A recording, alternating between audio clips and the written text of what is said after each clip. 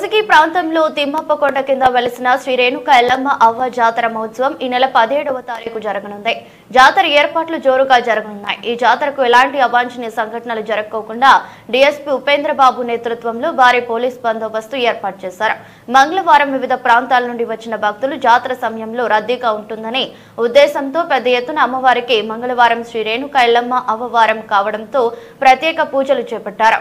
కోసిగి శ్రీ రేణుక ఎల్లమ్మ అవ్వ ప్రధాన అర్చకులు మూర్తి గౌడ్, గౌరేష్ గౌడ్, నీలకంఠ గౌడ్, బసవరాజు గౌడ్ మాట్లాడుతూ ఈ నెల 17వ తేదీన కొలిచేవారికి కొంగు బంగారమై వెలజిల్లుతూ కోసిగి ప్రాంతాలతో పాటు వివిధ రాష్ట్రాల భక్తులకు ఇలవేల్పు అయినటువంటి శ్రీ రేణుక ఎల్లమ్మ జాతర జరగబోతుందని వారన్నారు.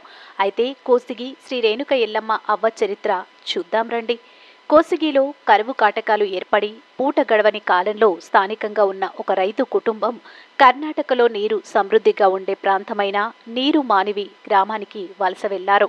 అయితే అక్కడ కూలీ పనులు చేసుకుంటూ పొలాల సమీపంలో గుడిసెలు వేసుకుని జీవనం సాగించేవారు. కూలీ పనులు ముగించుకొని వారిచ్చిన ధాన్యపు గింజలు, సరుకులు, సరంజామను సర్దుకొని ఓ గంపలో వేసుకుని తిరిగి కోసిగి గ్రామానికి రావడం జరిగింది. అయితే వారు తెచ్చిన గంపలో నుంచి సామాన్లు బయటికి తీస్తుండగా రేణుక ఎల్లమ్మ విగ్రహం కనిపించింది. విగ్రహం పొరపాటున సామాన్లలో కలిసి వచ్చిందేమోనని విగ్రహాన్ని పెద్దగా పట్టించుకోకుండా ఇంట్లో మూలన పెట్టడం జరిగింది.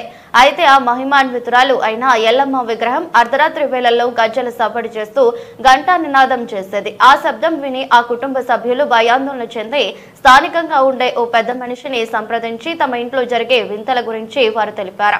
ఒక మంగళవారం రాత్రి సదరు పెద్ద మనిషి ఆ రైతు ఇంట్లో నిర్దించాడు.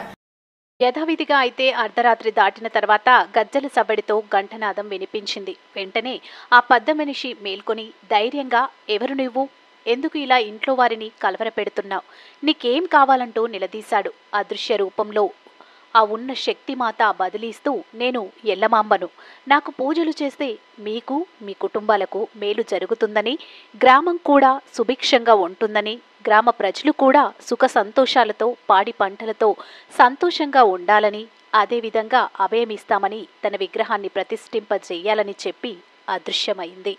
దీంతో దేవత చెప్పిన ప్రకారం ఆ రైతు ఇంట్లో ప్రతిష్ఠించి పూజలు చేయడం మొదలుపెట్టారు.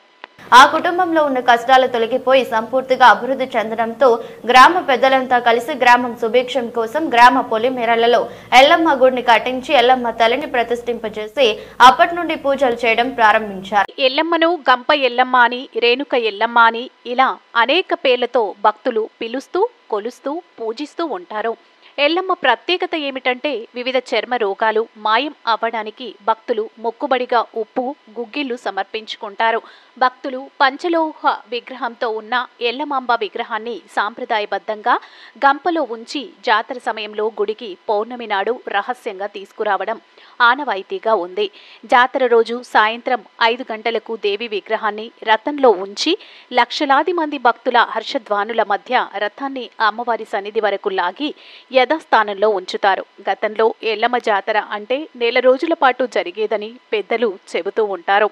కాలక్రమేణా తగ్గిపోయి వారం రోజులు మాత్రమే జరుగుతూ ఉంది.